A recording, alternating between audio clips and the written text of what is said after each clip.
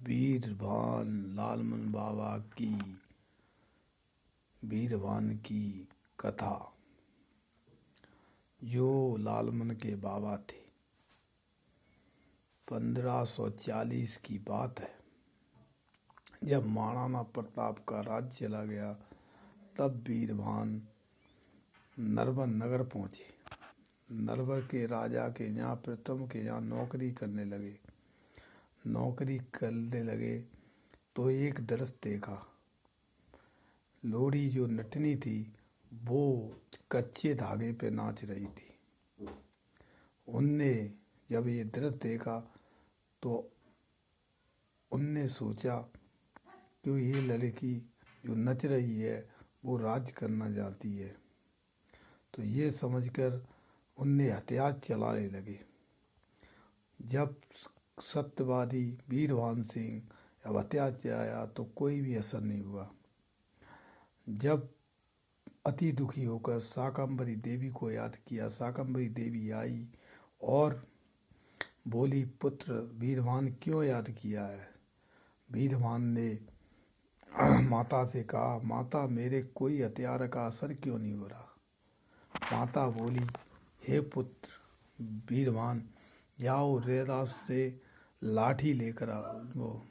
रैदास से तुम वो लेकर आओ रापी, और रापी उस पर मार देना और रस्सी कट जाएगी। ये कहकर शाकंभरी देवी अंतर ध्यान हो गई। रापी गए लेने के लिए। रैदास भक्त पैसे रापी ले आए और रस्सी पर मार दी और लोरी माता गिर गई। लोरी माता गिर गई तो लोरी माता बोली कि रस्सी किसने काटी है? तो बीरभान बोले, बेटी मैंने काटी है। तो मैं तुझे श्राप देती हूँ कि तेरे अंश औलाद नहीं जन्मेगी। अगर जन्मी भी गई तो नरवर नगर आएगी, उसे जिंदा नहीं कह छोड़ूंगी। एक कहकर माता लोरी स्वर्ग धाम चली गई। कुछ दिन बीत गए। जब गौरी देवी के को जो बीरभान की पत्नी थी उसके कोई बच्चा न जन्मा तो अति दुखी होकर शाकंभरी का हवन किया। शाकंभरी देवी आई और बोली, हे बीरभान, जाओ तुम गोरमी गांव जाओ, वहाँ पर ऐसा पुत्र जन्मेगा सो जग में नाम करेगा। गोरमी गांव गए और अपनी बहन जय देवी के गांव में गोरमी में ऐसा पुत्र जन्मा जो बड़ा ही सुशील था। उसका नाम पंडित ने बेनीराम रखा। बेनीराम की उम्र 20 वर्ष की हो गई तो खजूरी गांव अम्बा में उनकी शादी की तैयारी होने लगी। जब शादी की तैयारी होने लगी तब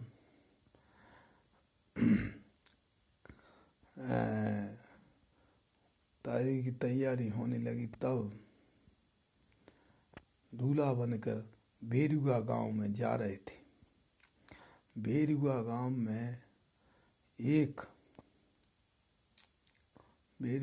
में एक लड़की जो खरक सिंह की लड़की थी, सुलेखा, वो आई और देखने लगी कि ये दूल्हा तो बहुत बढ़िया है।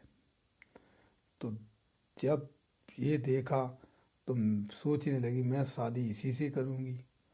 जाकर अपनी पिता से पूछी कि हे पिताजी, कि मैं शादी इस लड़के से करूँगी। खरक सिंह बोले, हे बेटी, ये लड़का है ते सकवार है। तो सुलेखा माता बोली, हे पिताजी, सकवार तो जाटवी होता है ना। ये कहकर गुस्सा के मारे बोली, जाओ अपने हजारी भाई से पूछो वो राजी है कि नहीं। हजारी के यहाँ आई और हजारी से कहा, भैया मुझे शादी इस लड़के से करना है जो दूल्हा बना हुआ है। सोचने लगा और मैंने बोल दिया। तब अपने चाचा महारूपा के पास गई और चाचा से पूछा, चाचा मैं शादी इससे करना चाहती हूँ।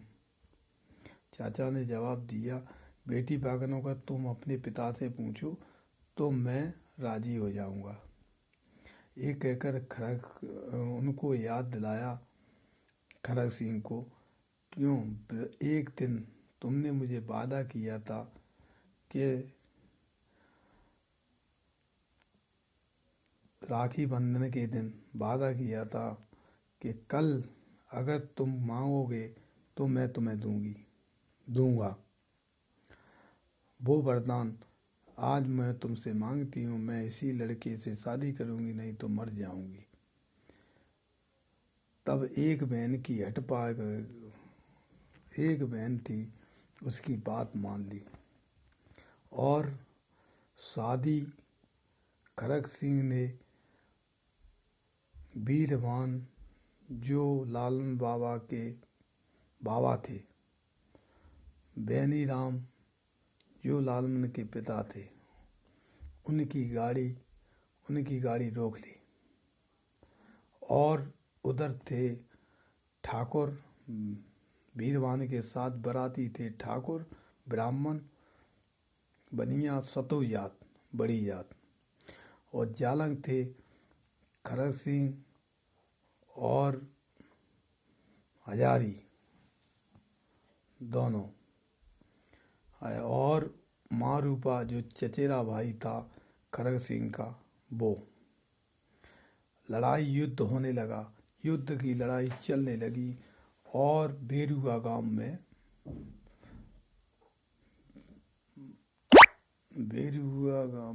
नहीं गई लड़ाई, यहाँ तक खत्म हो गई। कुतवार बसैया तक लड़ाई चली, लड़ाई हो गया शुद्ध होने लगी। जब कोई बचा नहीं, तब वीरवान ने शाकंभरी देवी को याद किया और शाकंभरी देवी बोली, पुत्र उससे तुम नहीं जीत सकते, क्योंकि खरग सिंह जो ज्वाला का वरदानी है, हजारी जो बेलोनी चामड़ का वरदानी है, और वो वैसी विद्या जानता है, जो सांप का बाजीगर है, वो सांप पकड़ता है अंतर मंत्र से, वो तंत्र विद्या नहीं, लेकिन उस पर वैसी विद्या है, इसलिए उनसे जीतना नामुमकिन है। ये कहकर कहा था, आप ऐसा करो, अपने लड़के की शादी कर लो। ये कहकर माता अंतर ध्यान हो गई।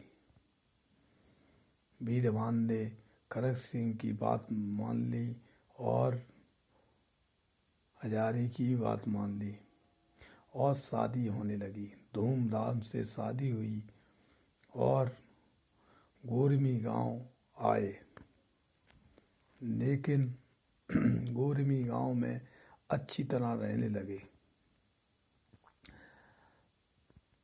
ये खरग सिंह और हजारी की वीरवान की लड़ाई जो कहानी थी, आगे और पहुंचाएंगे। जय लालन बाबा की।